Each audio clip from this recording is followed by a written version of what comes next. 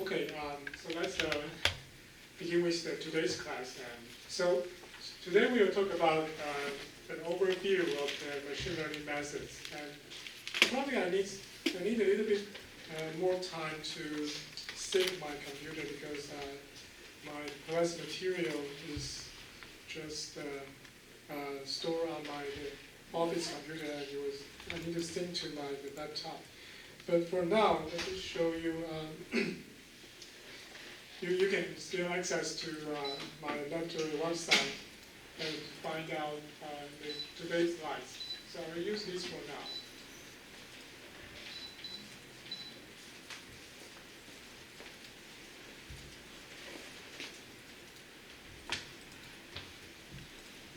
Oh, this is good. Okay, that's good. So we can open up this one.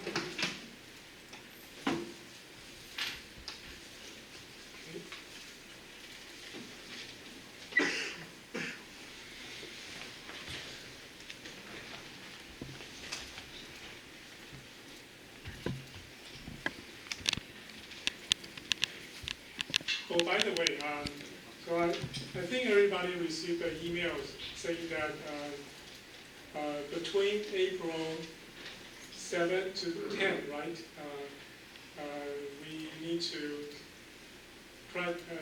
to do the whole course online. So I think I will let you email to all of you to how do we proceed in that week. So ideally, I think we can use Zoom or something else to do the online course. But I think there's a number of attendance invitation for Zoom, right? Yeah, I think for 10 people or something. Yeah, so we need to find out other solutions anyway. But maybe the other solution, I can pre-record my course and everybody can look into the E3 platform. That is also an option.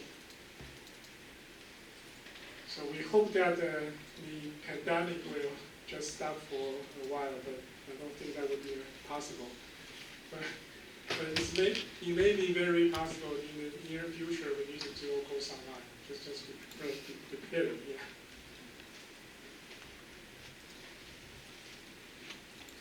All right, so as I illustrated in the past two courses, so machine learning is really a category under artificial intelligence.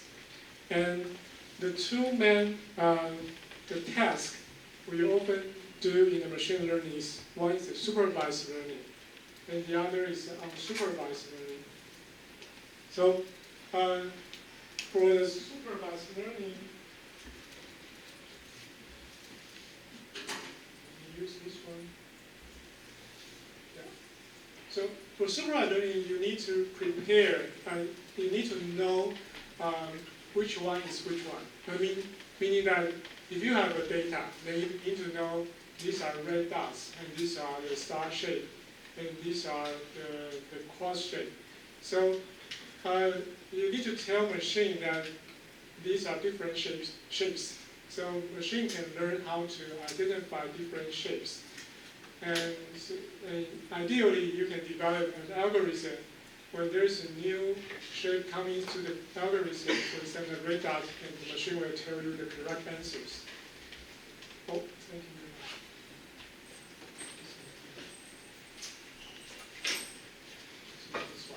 very much. Okay, so for the right side, you will see there's also another category called unsupervised learning. So for this word, you will know that for the data, you are not knowing that what's the underlying characteristics. For example, you don't know these are red dots. You don't know these are the shapes, the star shape. You don't know what these are. So we need an algorithm to classify these data based on some features, and that features are very important because the feature you look at will determine the result of the supervised learning. For example, if you determine that you will look at the colors, so the machine will try to classify the data based on the colors or something else. So that's the It's the essence of the unsupervised learning. And the difference between these two are, for this one, we already know the answer of some data. And so we can train a model for the non-data and apply the model to the unknown data. But for this one, we don't know the answer. So we need to find out what's the answer behind this data distribution. So for example, if you have a data like you can differentiate type 1 and type 2 diabetes, then you know this patient is type 1 diabetes and the other patient is type 2 diabetes. Then you will try to tell machine how to differentiate these two patients. And then when the new patient comes in, then the algorithm can tell whether or not this patient is type 1 or type 2. So that's a typical case of the supervised learning. But for unsupervised learning, it's very different. For example, in the type 2 diabetes, we know there are different phenotypes. Some patients may have a very poor outcome, and the other type 2 diabetes patient may have a very relatively good outcome. So you want to know if there is a subset of the diabetes 2 patient in this kind of population, then you need to do unsupervised learning to find out the subset of the patient. So that is the case for the unsupervised learning. So if you look into the literature, you will find out all these terms are mixed up. So there's artificial intelligence, statistics, data mining, computer science. And actually, in the early time, then we only used the term statistics and data mining. And the machine learning is really a recent term because we have developed lots of methods to do this kind of task. So this is a very simple example of the supervised learning. If you look into the Kaggle website, then you will find lots of data regarding the classifications and images. So for example, in this database, they have lots of the images of cats and also lots of images about dogs. Then your task is to try to build a model to classify cats and dogs. So this is very simple for human, right? So you can see that this is cat, this is cat. So maybe for some a typical cat, you will think that it looks like a dog. And also for some typical dog, it looks like just a cat. So, but for human, it's not a very difficult job. But for the computers, it's a different thing. So in early time, we don't have a neural network, or we don't have a very powerful computers. When we want to develop an algorithm to classify cats and dogs, you need to think about what's the difference between cats and dogs. For example, there's a pointing ears in the cats, right? And also in the dogs, usually the ears are round shape. So that's one feature we can use in the computer to differentiate cats and dogs. And that's exactly what we did in the early time, because at that time we don't have deep learning, we don't have powerful computers. So we need to use the imaging processing methods to, for example, to quantify these pointing ear features and to differentiate these two things. And this is also very common in the medical area because in the hospital we always try to find out a phenotype or a symptom, try to differentiate different patients. So that's the very typical case about the supervised learning. So imagine you are, I think some of you already is specialized doctors, but just try to figure out how doctors is being trained in the medical school and hospital. So when medical students come to a hospital and they need to take care of patients, they need to learn the phenotype from patients. And that's exactly what is supervised learning, because the senior doctors will tell students what is the patient about schizophrenia, or what is the major depression. And the students or human can learn very quickly about the phenotype of patient and can develop and can differentiate the diagnosis. So that is what we want to do in the computers. But for the unsupervised learning, it's just, for example, you just mix the cats and dog in a very randomized way. And then you want to develop an algorithm to separate the cats and dog. But it's very tricky to doing that because, for example, if I don't know this is dog and this is cat, and this is very pointing ear dog, right? So sometimes we will use the wrong features. For example, if you think that okay, the cats are black and dogs are white, then you will misclassify this one into the cats, right? So unsupervised learning is not, it's dangerous sometimes because you need to decide what feature you will use in your data. And so for medical data, it's particularly dangerous because when we need to decide what feature we want to look at, and sometimes it's very difficult to decide what feature you will use. So unsupervised learning is still an area of developing in the machine learning. But for now, I want to introduce another important concept here. So for every kind of data, you want to make sure your model can work in every situation. So not only we want the model can working well in the training data, but also we want to make sure the model can also work in the testing data. So that's the tricky part because when we have the data, it seems that we need to divide the data into two parts. The one part, we will use that part of data to build up the model. But for the other part, we want to test the model and to see the result, if that result is consistent with what you see in the training data. And the assumption is that we want to make sure the training set and testing set come from the same distribution. So usually we will divide the data and randomize the data order, and we try to divide them into the training and testing. Then you might want to ask, then how many data we want to put into the training and how many we want to put in the testing. And that is the tricky part, because if you just use a few number of the cases in training, then probably you will not have a good model, right? So usually we will need a large portion of the data to be used in the training, and a small portion of the data used for the testing. So that is the common practice in the machine learning. And so we need to make sure that the data, when we divide to the training and testing, they are equally have the same distribution. So that is the very critical assumption we see in the machine learning. And oftentimes we need additional testing data.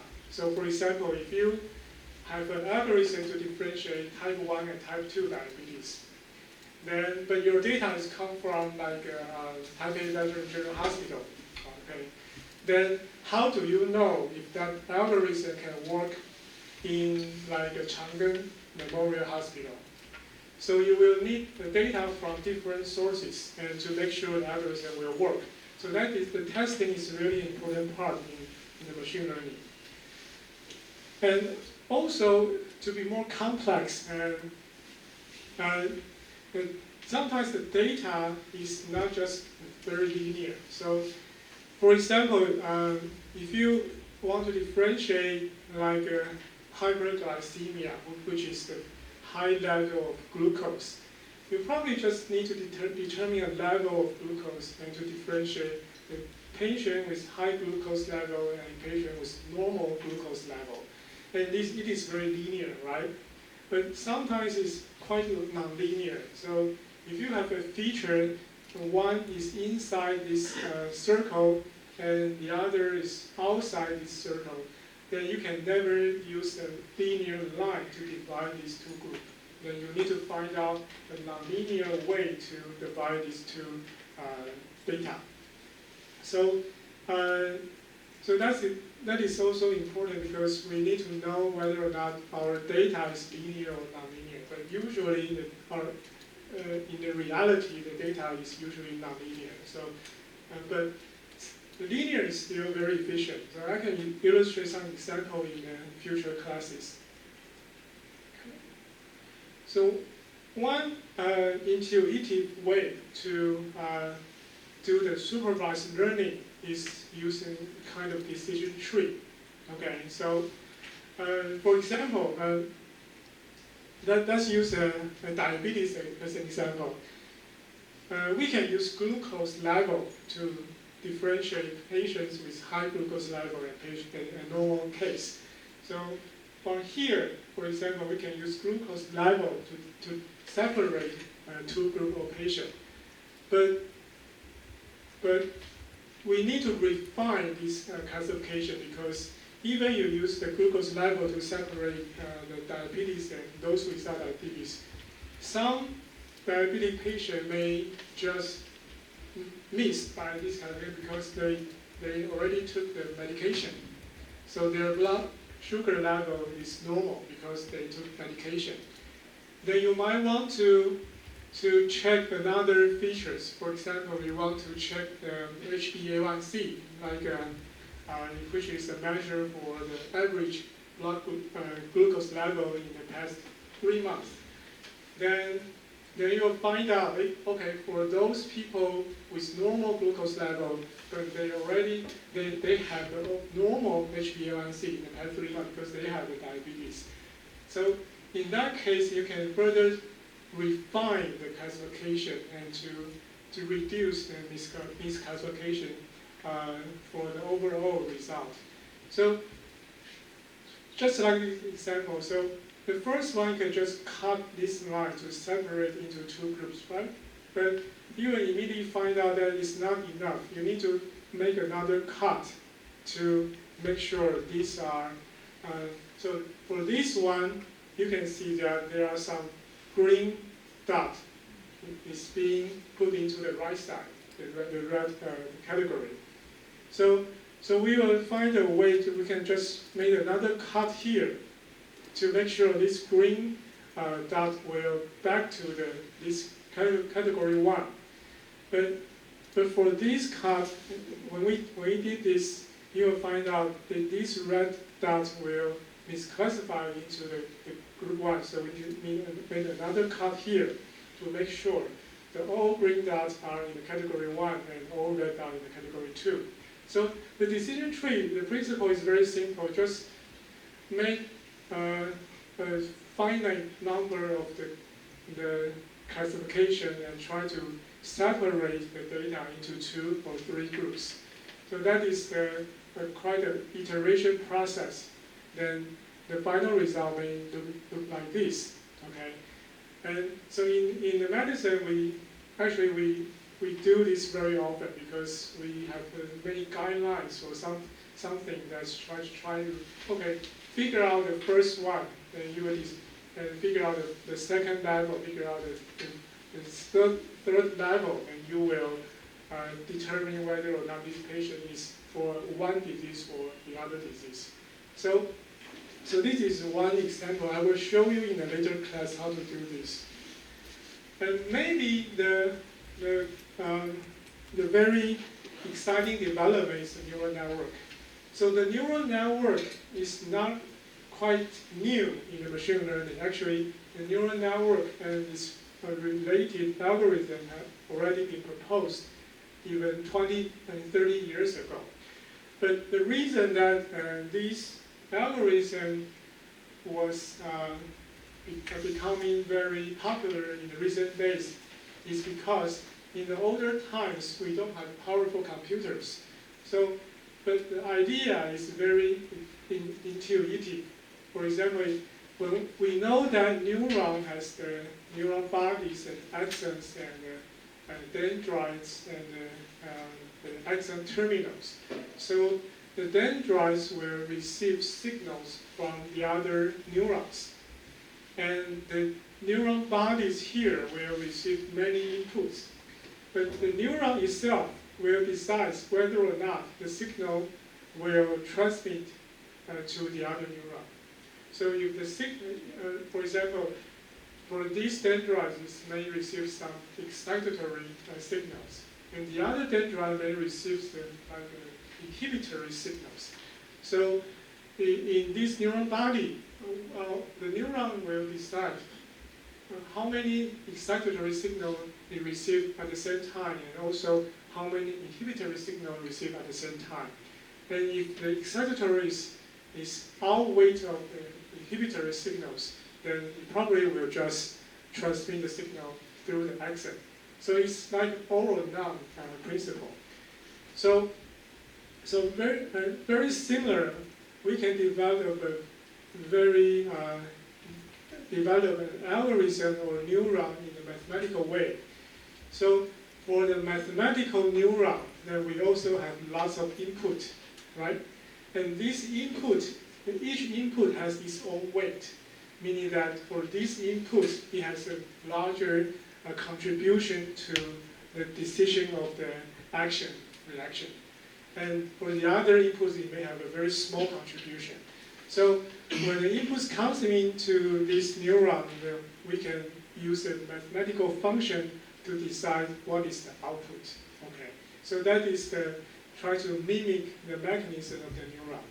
So like I said, in older time, because we don't have powerful computers, so when we try to simulate the neurons in the computers, it's very slow, because you need to calculate lots of weight. And imagine that if you just put 10 neurons, okay, just like, maybe not 10, but maybe just 4 neurons, then you have lots of connections. So you need to develop an algorithm to calculate each connections and to determine the results.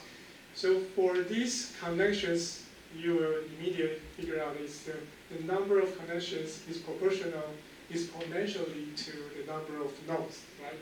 So when you have lots of neurons, then the number of the connections is very high.